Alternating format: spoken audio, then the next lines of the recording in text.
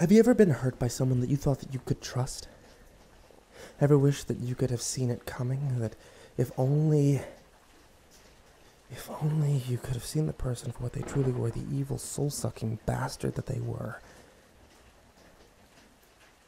Well, there's a way. Now, before you say anything, no, this is not some sort of blood sacrifice to the Lord of the Underworld. The devil has no such use or desire for the killing of a random creature, and if he did, don't you think that he would merely do it himself? However, I wouldn't recommend that you perform this ritual for fear that if anything does go wrong, I'll leave it to your imagination as to what horrors you'll unleash upon yourself. Instead, I advise you to stop listening and quite possibly never come back. But if you're truly serious, as you must be if you've bothered to listen up to this point, there is a way. You'll need the following items. A container of salt. Any old stuff from your local store will do. Just make sure that you have enough. You'll require a match or flint or lighter. A large sheet of paper and a pencil with which to draw. Don't worry either about having to memorize ancient Aramaic or Latin symbols or words. And finally, and most importantly, an item of great sentimental value to you. Now, I can't stress enough how important this last item is for several reasons. Foremost, being that the ritual will not work without it. Now, what this item is doesn't really matter, as long as it means a lot to you as a person. Family photos of special events are recommended, if it was an occasion etched into your memory. If you have a lucky pencil case or something similar, that's also perfect. Avoid items you have many of, or that you would have little or no problem giving to any but your close friends. Now for the ritual itself. It's best if you can find a place alone, although not essential. But then again, if you don't want a family member walking in on you doing what must appear to them as some insane ritual of the occult, then yeah, you may want to avoid doing it somewhere where you can be disturbed. But ideally, get there about 11:30 p.m. and make sure that you're bearing no religious icon. Then, I give it great honor to call it a creature, but it's the only word I can think of. The creature won't see it as a deterrent, as more of an insult. It's the equivalent of some random dude breaking into your house, waving his junk in your face. Best case scenario, it doesn't appear. Worst case, they'll find your remains spattered all over the walls. So, no crucifixes, no stars of David, or anything which represents a faith. Even if the religion isn't real, like one from a video game or movie. It is a bit of a gamble, so best you just avoid it altogether. Next, you must pour salt in a circle, large enough for a person to stand in, with relative comfort. Make sure that it's a complete circle. Any breaks in it could prove disastrous. Then, take a pencil and write a name on the piece of paper and place it in the circle. Now light the flame. Hold it in your left hand and your object in your right. As the clock approaches midnight, repeat the following phrase. I turn from the Lord who would hide the true name of his creation to one who will reveal to me the truth hidden within the lies. Then say the name on the paper before continuing. To thee, I offer a gift of friendship. Place the object in the circle as your gift to the circle. Then wait until our clock strikes midnight and blow out your candle so that the dark consumes you. Continue to 13 quietly, and then relight the candle. If all has gone to plan, there should be a person standing in the circle in front of you. Don't worry, they won't dare hurt you, or whatever they would do to you would be inflicted tenfold upon them. Yet, you won't feel entirely right either. Despite being divinely beautiful, the person will seem to exude an odor of pure wrongness.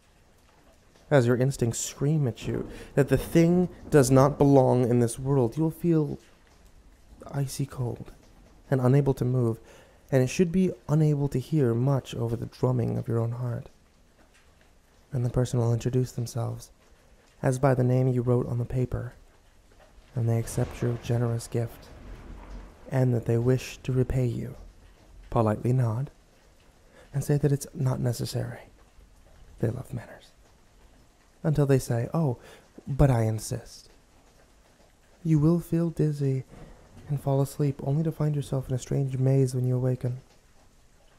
It will be overgrown with roots snaking out across the path, and that sense of wrongness will feel stronger, hanging over you like a fog. Now the real test begins. Stay calm and follow the path until you reach a chamber of sorts. Inside, you'll find a grand feast lay out before you, including all of your favorite foods and drinks. People will be singing merrily and will insist that you come and join them, no matter how mouth-watering it smells.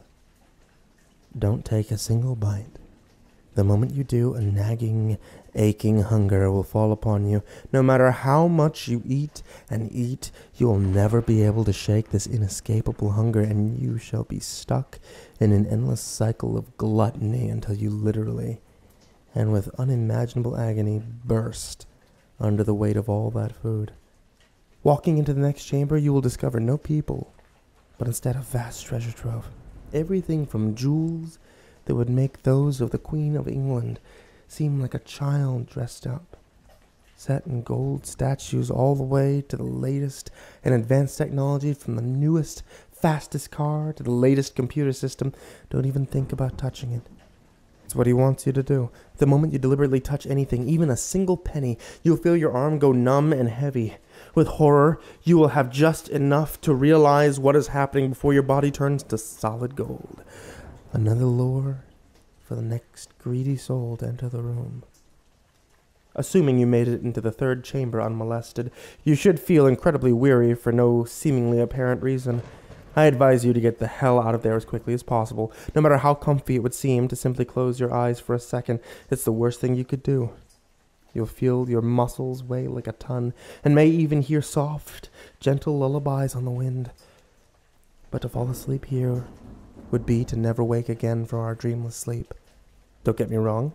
You would not be dead, but neither would you truly be alive. You would be falling endlessly in a black void until the end of time, and the heavens fall. The fourth room will be almost bare, bar from a few people. The moment you enter, they'll start snickering and jeering at you. They'll do things that you personally find insufferable. They'll poke you with sharp objects, call you names, tell you how worthless they think you are. Just block them out and walk on. For those that succumb to their anger will be forever locked in that moment of inflamed emotion, unable to feel anything but raw hatred, until you're little more than a savage beast with instincts to rip and tear. No sooner than you have entered the fifth area than you'll be confronted with a vast crowd of adoring fans, all screaming your name. People will revel in your every movement and beg that you tell them how to escape the previous rooms. Nations will practically bow to you, and armies will march at but your slightest command. Anything you create, no matter how badly made or written, will be an instant sensation, and people will feel compelled to give you stuff. As easily as it is to fall into a false sense of security, I advise you to move on as soon as possible. The longer one stays, the more they will begin to suspect that not everything is as it seems. They'll see a knife under every cloak, and an assassin in every shadow, until their once great pride has reduced them to naught but a shivering wreck of paranoia and madness. The next room should resemble an ornate bedchamber, with a smell of perfume heavy in the air. Lying on a bed will be several of the most physically beautiful and alluring people you'll have ever seen. How they look varies greatly on whatever is most attractive to you. Different people have described anything from long-legged women with enormous breasts and flowing hair to men with perfect six-packs and rippling muscles, and sultry voices that'll ask you to come to bed for an evening of romance. You must politely decline and do nothing to provoke them. If you give in to your lust, or indeed give any such sign, they'll keep you there for eternity, as a plaything for which they'll perform all kinds of perverted tortures that even the most filthy human mind would find horrifying to behold. Finally, you'll find yourself in an empty room. Standing in front of you will be the figure from before, although the sense of wrongness should feel greater. They'll stand before two doors with a smile unnaturally wide, They'll congratulate you and ask you which gift you wish to receive. The first will be through the door on the left. This will send you back in time when before you committed the ritual. You will have no knowledge of what transpired and would be promised a life of blissful ignorance, so much so that no one will be able to hurt you. Do not walk through this door. He wants you to. He's continuing on your envy of the possible gift of bliss. Choose that door and you will have blissful ignorance, for you shall no longer have any soul or intelligence, reduced to little more than a husk. Once you've walked through the door on the right, you should wake up in your empty room. And yet you'll feel strange from that day forth. You'll be able to smell a lie before it's even spoken, and be able to tell a person's goal at but a glance. However, this is also a curse, for never again will you be able to look at your loved ones in the same way, for fear of discovering their true nature. There's a reason some people choose to be a pariah on the edge of social groups. And if you pay attention, you'd see us for what we've been through, and no fear. Because for us, who've experienced true evil, nothing is hidden.